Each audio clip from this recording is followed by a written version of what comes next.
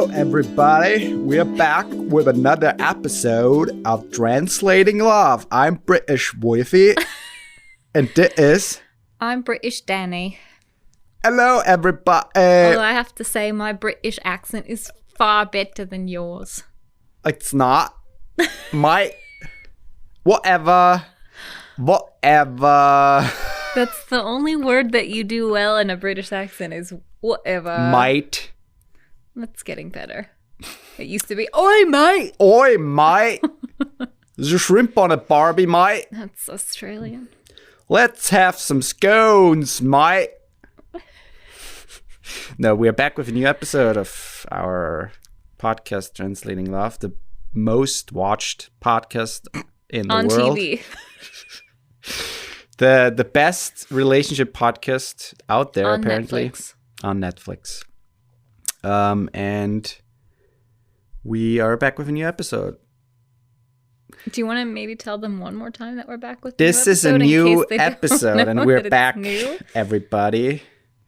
Unless you're listening to this like 3 weeks after we post it or something, and then it's not new. It's not a new episode Then anymore. there might be already a new one, so don't skip this one.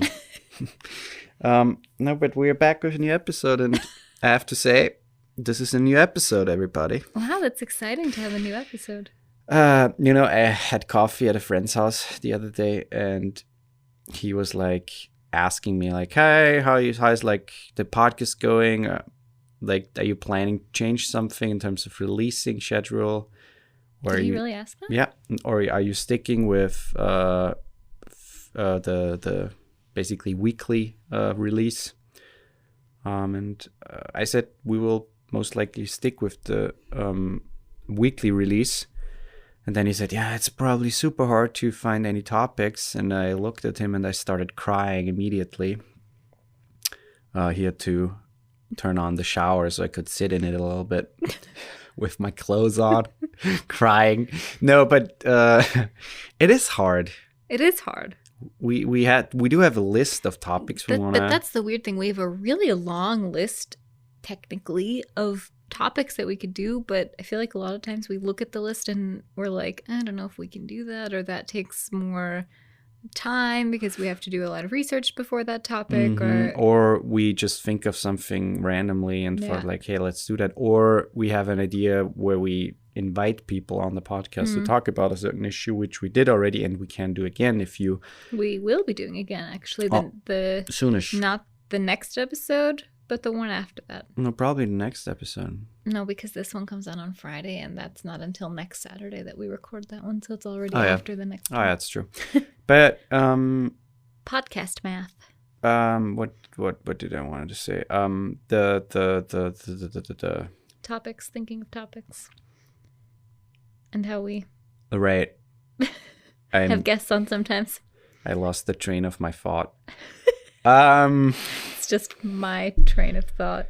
But it's hard. And if you are someone who is interesting, and if you're like a professional in some field or whatever, or if you want to be a part of like a guest or something because you have something insightful to say, then hit us up and we can arrange something. Yeah.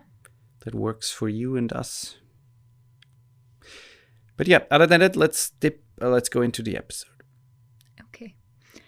This week we're talking about money in relationships because that's a pretty common topic of discussion or argument for a lot of couples, I think. I mean, the money problem is in and I general. think a lot of couples fail. I don't like the word fail, but a lot of relationships don't work out because of money problems and because of like arguing over money and all of that. Mm-hmm. And so we thought it would be kind of an interesting topic to talk about. So I guess before we go, pretty much everywhere you read something, you read the same things. When you like search like money and relationships or money problems in relationships, you get the same things on almost every article you read. Same tips, yeah.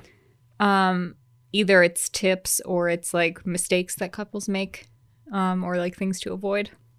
And so we'll go over some of those classics as well. But maybe you just go into like what it was like for you like growing up, like how you saw your parents deal with that stuff, if you saw them deal with that stuff, if you noticed it, and just like your own personal relationship now with money? I mean, I don't know. I always had this relationship. I never really had that much money growing up. I worked for almost all of my money. I didn't get any allowance or something. So for the German listeners who don't know what allowance is, it's Taschengeld, which means pocket money. But I never got that, so I don't know. I never really had that much money, and the only thing I got sometimes was for like birthday or Christmas, where I got a little money and where I was able to buy myself something, or I sold something that I got or made or whatever, and I got money like that.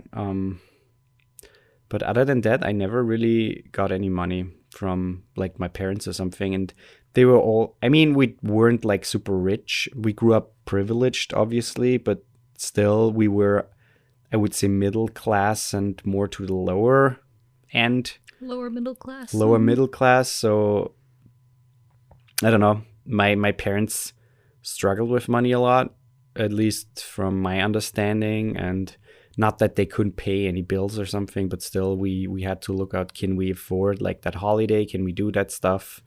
How is it going to be with the car and stuff like that? So we weren't that rich to be able to afford anything. And I compared to my friends, or most of my friends, I didn't have that much money or things to buy with money when I grew up. So therefore I developed this like almost hoarding mentality of like having enough money in the bank or like on the side if something happens, which is kind of stupid because most of the time, I don't know, the amount of money you would need if something happens is not that big because of insurance or whatever. So I don't know. I mean, here at least. Here at least, yeah. But still, I also got that from my grandmother, because she was always like, save money, don't spend anything that you don't need, because she grew up in like the poorest of poorest, like after the Second World War, having nothing. So she knew how important it is to save money and to have money in the bank. But still, I don't know, I got that for her a little bit too. So you turn around every year or twice and stuff like that. Is that a saying in No. Basically what it means, you try to get as much out of one, like a little amount of money as possible, which makes sense. But at the same time, you don't want to always support the cheapest things in terms of food or clothing. So sometimes it's better to, but that's essentially the same thing. You spend more money, but you get more value out of it anyway. So with clothes, they usually are not only better for the environment, but also better for the workers, and also much basically buy less often, but the things that you buy, make sure that they're quality and things that and don't buy excessively. But if you're buying those things that are more high quality and more like environmentally friendly, you're spending a little more money on them anyways, and you feel good about buying them. So then you're like, okay, I don't need so much, I don't need to do. And that's also what I've been noticing too. Yeah. But yeah, other than that, I mean, there's not more to say to that whole thing. How about you, sir? We were also similar. We were middle class. I don't really know if we were considered lower middle class or middle class, but in the US, I guess we were considered lower middle class. If we were here with the income we had, we'd probably be considered middle class, I guess. I mean, you had like a house and stuff, right, when you grew up? Yeah, sure. Yeah, we didn't have that.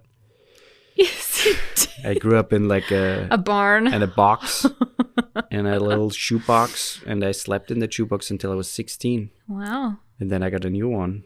A slightly bigger one? A slightly bigger one, because my shoes were bigger. Sure. Yeah. But our house was smaller than this house, I will say that. So the house that you grew up in is bigger than our house was. Yeah, I mean, yeah. But I mean, not by that much though. The last house that we had was about this size. But my family, my mom was always really good with handling money, saving money. She's one of those people who's like, She does save and like save.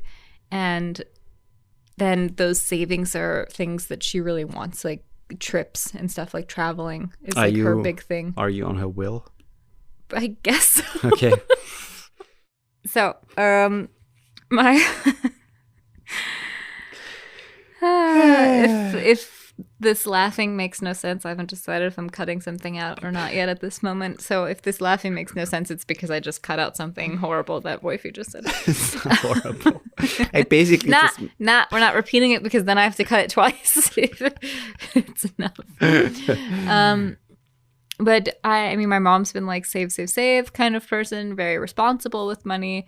My dad's also very responsible with money, but he also had these phases of like when, and Dad, if you're listening, this is not a negative thing. It's just, I get it from you because I was that way too, and I tried to be aware of it. But like, it would be when something happens, like when he wanted to spend a little more, it typically was like a longer stretch of that. So it was like you buy something, but then you kind of like catch the bug, you know, like the shopping bug or whatever it is. I don't know if you want to call it that, but where you just want to keep getting stuff because it feels good and it makes you feel good. I think that's a little less so now for him. Can that be something? I mean, I don't know, but I know at least that's what we learn in like school, that can be that excessive behavior in terms of buying stuff in like a long stretch and then it stops again. Can that be related to like borderline? Because like it's the high. What do you mean borderline? Borderline. You mean bipolar? Bipolar, not borderline. Yeah. Bipolar. Yeah, 100%. Yeah, because it's like this high and you're like riding this high and it feels so good to get stuff, 100%. Yeah. I mean, I have thought about the fact that I could have bipolar disorder. I don't think that I do, but I've definitely, at least in the past, have felt that that could be true for me, and it might still be true for me. I don't know. But overall, we had a pretty healthy relationship with money growing up. And did you have an overall? I did have overalls. Okay. I had multiple pairs of overalls, actually. Overall, we just had overalls. But I was also one of those kids. I don't remember. I think we got an allowance for a while, but I don't think it was a often thing. It wasn't all the time. Are you still getting an allowance? Yeah, sure. $5 a week. But I will say my parents were very nice about like once in a while if I wanted to go to the mall with my friends, sometimes they'd give me like $20 or something. $3.50. But that was also not something that happened super often to my recollection. It was very much if you want to get stuff, you have to earn it and you have to, you know. I mean, I want to make my children work for money. I mean, I do too. Not in a slave labor way that you're probably thinking of I'm not. Or like a sweatshop. Sweatshop. You need to make those fake Gucci bags, and then you get $20. Nah. But more like, you know, if they do something, if they help around the house or stuff like that, they get a little money. Or if they bring Daddy some beer. Or some drugs. I'm against Go buy Daddy some drugs, kid. I'm very against doing chores for money because those things should be done anyways, and you shouldn't get paid to do that. But not chores. That's not what I mean. Chores, I don't mean. But more stuff like that's they're not going to get paid to clean their room or to do the dishes. No. But for example, mowing the lawn, for example. Sure. Okay. That's something. Sure. I mean. Or like shoveling the driveway in the winter. Technically, those things should be done by everybody, anyways. That kind of fits into chores. I wouldn't pay them for it, but it's like a little booster. Yeah. Sure. And I would make it like they don't get something all the time. Sure. But sometimes. And so they can also like, I also want to like instill in our children that they can go ask the neighbors if they can have some money. Mow their lawn. The neighbors should give them some money. Mow their lawn or shovel their driveway. And the neighbors pay them for that. So, it's like a service. Our neighbor doesn't like that if someone else. No, our one neighbor would not like it if somebody else mowed his lawn. He is very adamant about doing that. Sacred lawn. But yeah, I mean, otherwise I was kind of the same. We didn't have like compared to some of my other friends, and we lived in a kind of a hoity-toity area, so compared to them, they had a lot of stuff, and they could go shopping whenever they wanted. A lot of my friends would like take their parents' credit cards with them and just like go to the mall and get whatever they want. And I never understood that, and I felt jealous of it when I was younger, obviously when I was a teenager. But yeah, it instilled like this thing in me where you have to work hard for the things that you want, which I appreciate. I didn't get my first car until I was 25. Mm. And No, but that's the same for me. I worked everything I had or have. I worked for myself and I paid for myself. There were small little things I got sure. from my parents as a present, like for birthday or Christmas. Sure. But there was never any like showering with gifts or just buying anything because I just wanted it. Thankfully. We had that, but it wasn't an often thing. It was a special once in a while thing. We never had that. I asked for like a toy and they should go outside and play with the dirt or play with the stick that's laying around there. I used to eat dirt. Yeah, it's fine. When I was a toddler, I ate dirt. Okay, that's something for a different episode. But let's talk about money things that can be a problem. But let's first take a break. Okie doke. Break.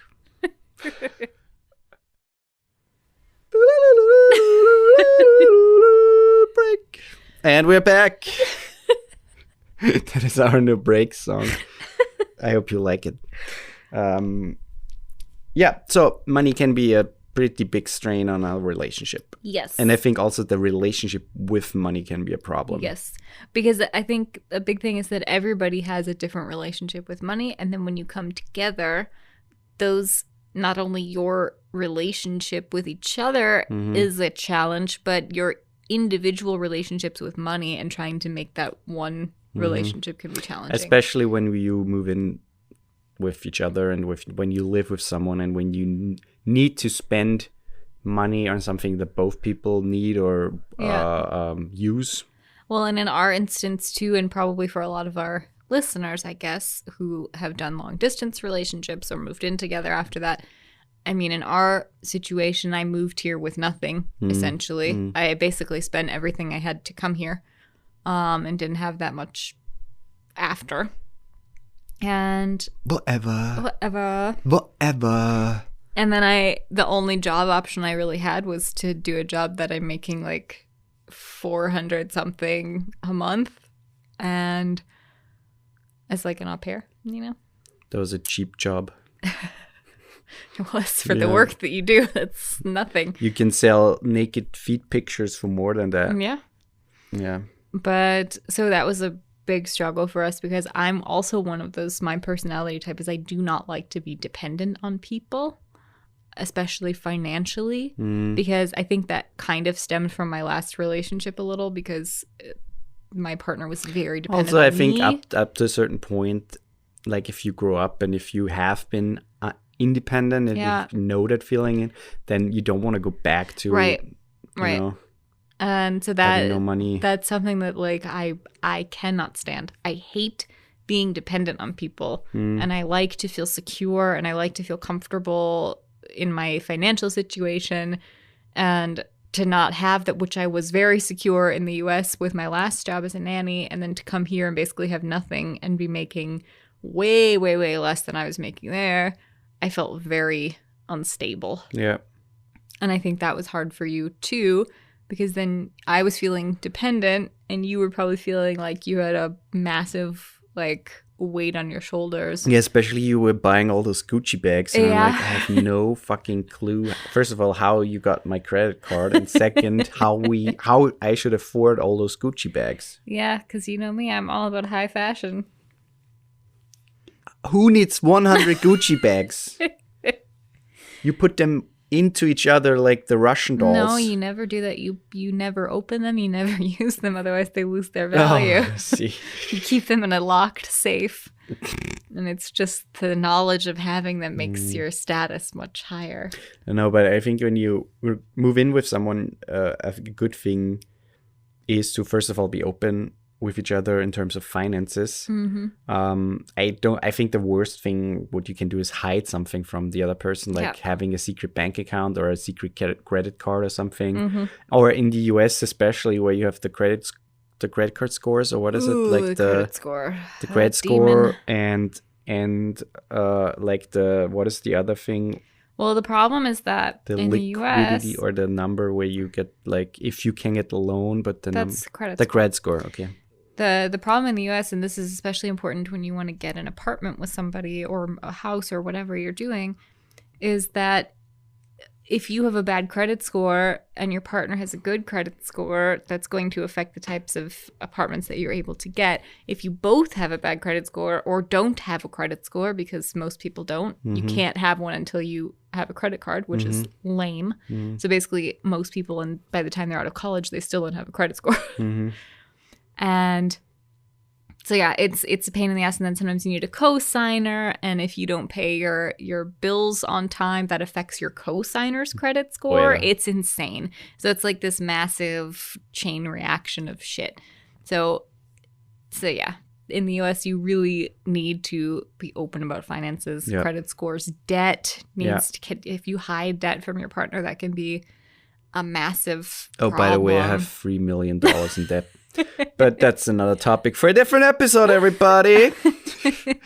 Yeah, but that's true. And especially when you move in with each other, or into their house or into his house or into whatever, I think it's good to also talk about, like, your lifestyle, or in terms of what you want, in terms of the small little things, or what is important to you. And also, if for example, like clothing and like interior stuff, because especially when you like try to make it your home, you probably want like buy some furniture or whatever, and that's also something you talk about. To, is it like, okay, this is the amount of money we have? Is it important for you to have certain things? Is it important for me to have certain things, or are we trying to just like get the best out of the money we have, or as cheap as possible, or used stuff, which is also good, like really awesome, or go to like a flea market and get some really cool retro old school shit, you know? But that's also stuff that should be talked about. And then further with that, expectations, I think, in terms of life. For example, okay, we have this apartment right now, we are renting it. But in the future, it would be cool to like, I don't know, get like a house, or like buy an apartment, stuff like that, where you discuss long-term goals, financial long-term goals that also should be addressed at some point. And then maybe you go to like a bank or something and talk to them with, in terms of I financing. think the main point here is that you need to be open about not only your wants and desires. It's funny, every episode is like, we talk about an issue and then it's about communication being open. That's what it is. We should just start the episode like, this is the topic today and the solution to it is being open and talking about goodbye. The whole episode is 5 It's true. seconds. Everything revolves around that. And sure, it's not comfortable for me, especially. I don't know why this is, but it's really uncomfortable for me to talk about finances. But it's something that you need to do. And it's stupid because it can't stand in the way. And it does stand in the way. That's the problem. It stands in the way for a lot of people. And it's not like it shouldn't be some big secret, like how much money you make. Sure, it's not like you have to tell the world how much money you make, but if you're in a relationship with somebody. I just made $1. Oh, that's nice. Yeah. That's really nice. Yeah. I didn't. Okay. But yeah, so that's important. I think another really big one, not just moving in together, but nachos. Weddings. Did you just say nachos? No. Oh, okay. I said another really big one, not just. Oh, I heard nachos. Not just wedding. Moving in together, but getting married. Oh, sure. Because weddings can be very expensive. Oh, yeah. And that's something that you need to talk about with your partner in terms of, hey, and that's the problem. We didn't really do this. I mean, we did. we did. But we said we don't want to spend that much money and yeah, but we didn't really make like a plan of like we're only spending X amount on this, X amount on this. I mean, yeah, I had like a limit set for myself. Yeah, but you didn't discuss. That's true. We didn't discuss it really. But it also was like a month to plan. So. But it also at that point too, I wasn't really making that much money, so you didn't have to say anything anyways. So not that. That's not nice. You're going to wear this feather costume made by chicken feathers. No, I mean... and we're going to get married in that barn there. Well, I would actually like to get married in a barn. You can make it look nice. I celebrated a marriage in a barn and it was not nice. Yeah, it depends on the barn.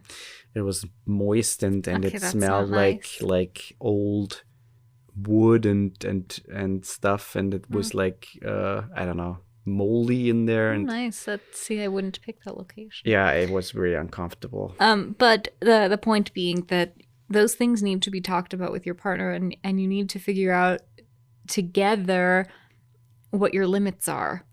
And there needs to obviously be, it's another thing that always comes up in this podcast is compromise. That needs to be something that gets compromised, because one person might want a wedding where there's 300 guests. Mm. And then the other person might be like, yeah, but we have to pay for those 300 guests' meals. Yeah. And that's a lot of money. I mean, most of the time, the parents take over a little bit of that cost. I wouldn't even say most of the time. Or sometimes, at least. These days, I wouldn't say most of the time. That's true. But sometimes, especially because, I mean, like a couple of, like 10, 20, 30 years ago, you got married like when you were 20 and stuff, and you didn't have that much money. I mean, in the U.S., I don't know how it was here, but the old tradition in the U.S. was that the father of the bride paid for the wedding. Yeah. I mean, that's the same thing here, essentially, yeah. But that's so bizarre. Now people get married so much later, and they're in the middle of their life earning a lot of money, or decent amount of money usually, and then you pay for your wedding yourself usually. Yeah, but I also think that's how I think it should be that way. Sure, it's nice when people are able to help and willing to help. I think it's nice but if you decide to get married, then you should also be in the financial place to do so. Sure, obviously, and also think it's stupid to, I mean, personally, no offense if someone does that, but personally I think it's stupid to spend more than $10,000 on a wedding. You have to think of it this way. I mean, we talked about this is one day of your life. And it's about the people, it's about the food. It's about it doesn't have to be about the food. But if it's shitty food, you remember that. Sure. I mean, you don't actually. But I don't remember our food. I remember one thing that we had there. That's two things, including I remember the people and the moments. Exactly. Everything else I don't. That's what you take away from it. So don't spend $5,000 on a wedding dress that you're going to wear once. You want to know how much my wedding dress was? $100. And you want to know what it was? I found a nice, like, lacy top, probably on Amazon. And on Etsy, I got, like, a custom-made tutu, but a long, like, really, really long tutu. Looked really nice. It's so gorgeous. And I put them together and made it look like a dress. Mm-hmm. It cost me, like, $100. Mm-hmm. And people are like, oh, you look so nice. Then they were turning around. What is she wearing? She looks like an old lumber dog. Do you know how many compliments I got on the dress? Yeah, fake compliments. There were so many. No, she looked really beautiful for once. Sorry. Wow. Yeah. But the point is, it's one day, and you shouldn't. If you have a $10,000 budget for a wedding, why not try to make it a $5,000 budget, or, whatever. Yep. I know it's more expensive in the US for some things, but why not try to like half your budget and then use the rest of that money for your savings or for something like else, or for your honeymoon, or, or for drugs. It's so much better. Please don't use it on drugs. And a last point I want to just quickly address is like the bank accounts, because a lot of people I think the traditional thing is to like merge bank accounts. That's very traditional, yeah. And I think there are a lot of good things about it, especially when you have like a family and a house or like an apartment, stuff like that, where you have bills to pay and where things come out of like the same pot of money. Gold. But gold. But I don't know. I think when you're together, when you're married, when you're in like a solid relationship where you plan in the future, where you possess something that belongs to both of you, I think you should look at at your money as one thing. It's easier to do when you have like a co-joined bank account, because then everything is together and you have like a better overview, and everything comes out of the same thing. Mm-hmm. But at the same time, I also believe it's possible and it's totally fine if you do it from like two different ones. But then there at least needs to be another system where you can have like a better overview over the expenses and incomes at least. Well, I read something interesting that said, obviously people, if you decide to have separate bank accounts, and they say you need to do what works best for you. There's no one solution for every couple that works for everybody. And sometimes it works better to have a joint one, and sometimes it works better for couples to have separate ones, and to just say, like, delegate things like, okay, you pay this bill and I pay this bill. Like that's always the responsibility. Or you split the bills you split all the bills when they come. But they said something that I found really important and interesting, where you don't, splitting the bill doesn't necessarily mean splitting it 50-50. Splitting the bill means, okay, if you look at somebody who makes $100,000 a year versus somebody who makes $50,000 a year, would you ask those two people to spend the same amount on the bill if you have joint bank accounts, or if you have separate bank accounts, where you split it, okay, in an even way, where it's like this person pays 75% and this person pays 25%. And that is also something that I think is good to consider. Splitting doesn't have to mean 50-50, because that's going to put a lot of strain on one person if they make less money than the other. That's a good point too, because arguing about money is most of the time always about how much I make and compared to how much you make. Yeah. And that's a big thing, because first of all, it's not good to compare that, because most of the time the man makes more, just because it's in the society. It's like still a societal issue that in most Western countries, the man makes more money than the woman. Yep. And I think it's the same in Asia. Correct me if I'm wrong, but so therefore it's always a really unfair way of comparing that thing. And also it puts you in like a position of power, which is not good, in terms of you should be equals and you should not put that above anything else. Yeah. And if you do that, if that comes up more often, I think you should address it, either with your therapist or in like a conversation, and get over that shit, or work on yourself. What is that thing that why I have to bring up money all the time, or why do I have to bring up that I paid for that, and that, even though, you know, it doesn't really matter in the grand scheme of things. It shouldn't matter. I agree.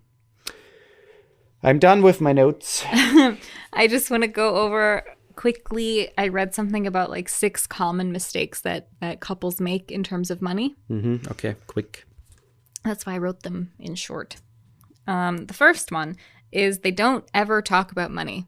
And they give the example of like before moving in together or marriage. Those are the 2 big ones. Yeah. But talking about it is important. And that doesn't mean talking about it every day. But they say that you should have a conversation about money once every month at least. And I think that that's important. So, hey, money is cool. Yeah, I think so too. Okay. Good conversation. Yeah. 2, only one person is responsible for the finances. That's stupid. Because then one person always has a more clear view than the other person, and also, the other person's less aware of what's going on. Also, if someone happens to the person, and then it's super shitty if the other person has no, you know, it has to go into all the details. I mean, you watch those shows all. I mean, like, I for some reason went to Gilmore Girls in my head, but like when the grandpa dies. Oh yeah. And then the grandma's alone, and she's saying like, I don't know how to do any of this. He handled all our finances. That's such a common thing in like movies with old people and stuff. Yeah. But you don't want to be in that situation where you don't know anything about your finances together. So she had to get put down because she was not able to survive anymore. Number 3, rushing to the decision about merging your bank accounts. Yeah. And they say a lot of times it's romanticized after you get married. Everything is one. You put your bank accounts together, blah, blah, blah. But again, that's something that every couple needs to decide for themselves. And they gave a tip about that. If you want to like dip your toes in the idea of merging bank accounts, but you're not sure, you open a separate joint banking account together, and you each have to put in a certain amount each month. And that's like your spending money to use with each other, and then you have your own private thing as well, just to see how it goes. Or that's for bills, whatever it might be. You use that joint account for bills, and then the rest of it. The thing is, I like that idea, and I don't think you necessarily don't even have to open a bank account, first of all, because you have to pay something for the account most of the time, unless it's an online account. But still, I think it's just use a spreadsheet. A spreadsheet. A spreadshirt. A bread shirt. A spreadsheet, or like an Excel, stuff like that, where you have it all, or there are programs, financial programs, even for free, where you can say, okay, this amount of money I put in every month, and this person puts that amount of money, and then you can list all the things, the expenses and stuff like that. Yeah. And you have, because that's all it is, a bank account. It doesn't really matter where the money lays. If you have a clear overview about the expenses, blah, blah, blah, I think that's easy too. Don't give the money to your bank. Number 4, you keep money secrets from each other. We talked about that. So things like having a second bank account, having a secret credit card, having debt and not telling your partner about debt. This one I didn't totally agree with, but spending a lot without telling your spouse. I agree with it to an extent. I just bought a boat. Right. That's something that I'd be like, But they gave the example of like they spent $500 without telling their spouse. And it's like, yeah, sure, that's a big expense. But if it's their money, if it's not a joint banking account, I understand it if it's a joint banking account. If it's not, and it's their own money, and you trust them to be responsible with money, and that they're not like doing that all the time, or that you're not going to have, financial stability because of that, then I think it's fine. Or obviously, if there are other problems, like investing into a dairy company, that's a bad choice in 2020. That's a bad choice. Number 5 is you don't save for emergencies, and I think that's also what you said before when you said it was stupid to have so much there for no reason. I actually disagree, because I think that there should be a certain extent of money saved for emergencies. Like, what if something happens to your car and you have a big, car expense? But that's what I mean. What if something happens? What if there's a fire? What if there, Sure, but that again, there should that be a little bit of goes a cushion. with insurance. I think there is a certain amount of cushion. I mean, we could go into like stuff like that, where you talk about, okay, I have a cushion, and then I put the rest of my money into stocks or into your stuff like that, where I can make actually money. I think that is a combined system is better than just having a ton of money laying around doing nothing, because for what reason? Yeah. And the last one is the last mistake is you ignore the details. And so in that case, they meant things like who pays which bills. So like you don't pay attention to who's paying what, or you don't make like set rules between that. So then every month it's a fight of who's paying what. That's true. Who's paying for groceries. They even say things like it's beneficial if you're like going out to dinner together that you decide beforehand who's doing what, because then it's not like a last minute. And I think we're pretty good. We don't decide beforehand, but we're pretty good about just trying to equally do that, where we're just, I'll get it this time, or whatever. Trying to equally make me pay. That's true. Yeah. Or with groceries or whatever it might be. But I think it's really important to, if that's a difficult thing in your relationship, to start doing that ahead of time and just say, I'll get it this time, or let's split it this time, or, whatever it might be. I get it this time where we just pay, we buy 2 things. You get it the next time where we buy our weekly groceries. I'm going to have the lobster tonight, and you only had a soup, so why don't you get it this time? I'll have a scone with my tea. Jolly old good tea. Let's watch the tally now. So we're done with the episode, everybody. Please like, subscribe, and follow, and also rate the podcast, please. Yeah. And leave us a voice message on anchor.fm/translating-love. Or visit our website, translatinglovepodcast.com. Or visit our Instagram at translatinglovepodcast. And please also